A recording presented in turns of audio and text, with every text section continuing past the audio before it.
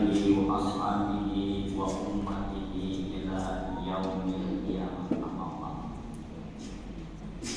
Hadirin jamaah sholat tarawih yang dirahmati Allah,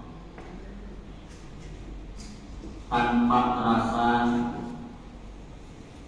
pada malam ini kita memasuki malam yang keempat. Mudah-mudahan ibadah puasa yang telah kita lakukan diterima Allah Subhanahu wa Ta'ala,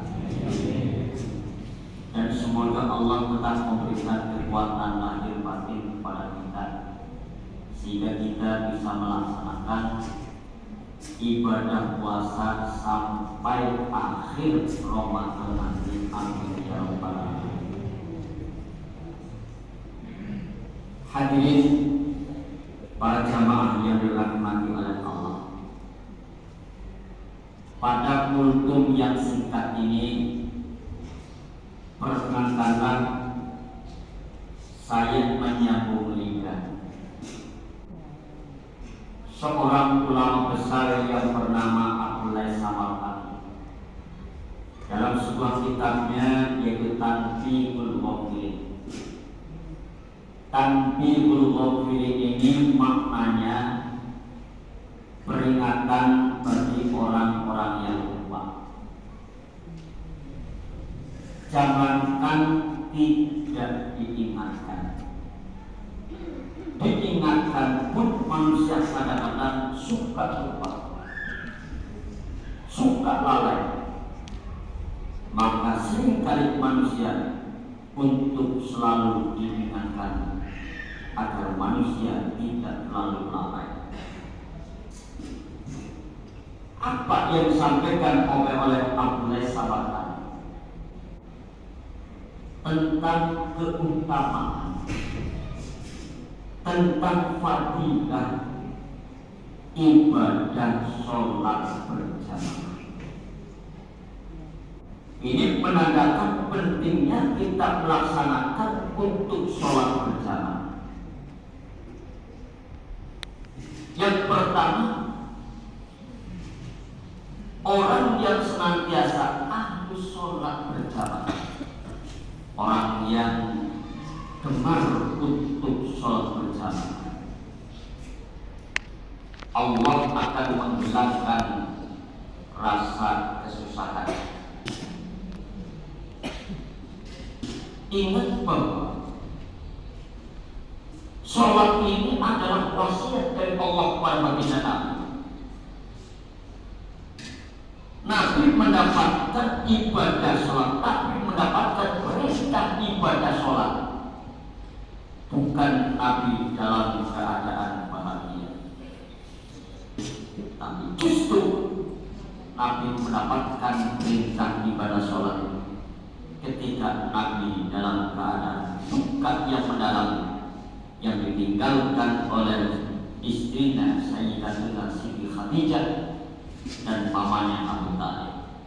Maka Nabi dalam keadaan duka, Nabi dalam menghadapi berbagai macam tantangan, Allah perintahkan kepada baginda Nabi untuk melaksanakan ibadah sholat lima waktu. Betapa pentingnya tentang ibadah sholat. Maka ibadah sholat yang benar, ibadah sholat dapat mengatasi dari berbagai kesulitan dan kesusahan.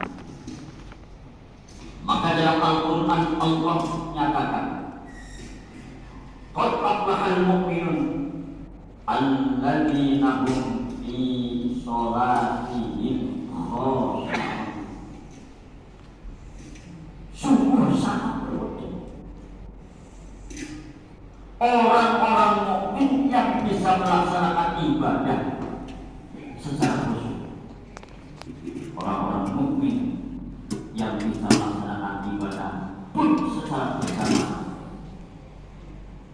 Kanjeng hadirin, mari kita senantiasa istiqomah bil ibadah ma'al jamaah. Mari kita laksanakan ibadah secara istiqomah di dalam berjamaah. Ini yang pertama, bahwa orang yang ahli sholat berjamaah itu akan dapat dihilangkan segala kesulitan yang kita hadapi. Yang kedua, Allah akan mengangkat, Allah akan meringankan siksa kubur kita.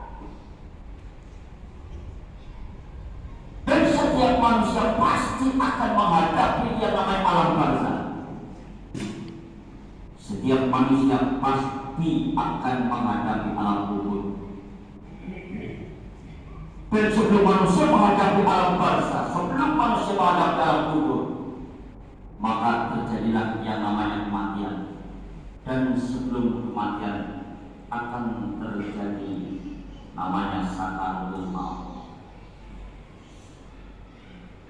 Orang yang ahli sholat berjamaah itu akan diringankan sakaratul mautnya, akan dimudahkan kematiannya, dan akan dimudahkan dihilangkan dari siksa kuburnya.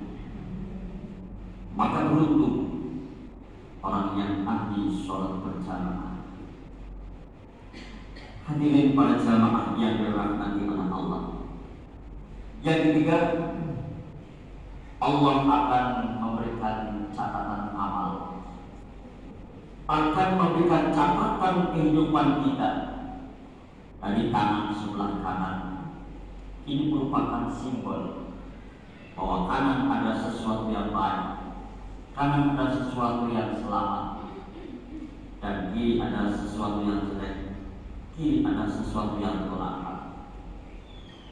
Dan orang yang ahli sholat berjamaah pada saatnya nanti dia akan diberikan catatan-catatan amal dari mulai lahir sampai mengakhiri masa hidupnya. Seluruh catatan kita, seluruh perbuatan kita, seluruh ucapan kita, bahkan niat kita, semuanya dicatat oleh Allah dan akan diberikan kepadanya. Yang baik akan disampaikan oleh tangan kanan, dan yang jelek akan disampaikan oleh tangan kiri. Kemudian yang keempat, orang yang ahli sholat berjamaah, ia akan melewati shiratal mustaqim dengan cara secepat kilat. Dikala orang lain dalam keadaan kesulitan untuk melewati shiratal mustaqim, tapi orang yang ahli sholat berjamaah, dia akan dimudahkan oleh Allah untuk melintasi shiratal mustaqim. Yang kelima, ini yang paling istimewa. Orang yang ahli sholat berjamaah ini di mata Allah itu adalah kelompok yang istimewa. Apa keistimewaannya? Dia masuk surga tanpa melalui proses hisab. Dia masuk surga tanpa pertanyaan hisab, karena dia ahli sholat berjamaah, termasuk ahlullah, termasuk keluarga Allah, termasuk habibullah, orang-orang yang dicintai oleh Allah. Sehingga Al-Quran mengatakan, wa adkhilnal jannata bighairi hisab. Dia masuk surga tanpa proses hisab. Pada kali inilah hadirin para jamaah, kita memang perlu kontinuitas, kita perlu istiqomah, terutama dalam melaksanakan ibadah sholat berjamaah. Sekali lagi, ada 5 keutamaan fadilah sholat berjamaah. Yang pertama, menghilangkan kesusahan. Yang kedua, diringankan siksa kuburnya. Yang ketiga, akan memberikan catatan amal hidupnya dari kanan-kanan. Yang keempat, melewati shiratal mustaqim dengan cepat kilat.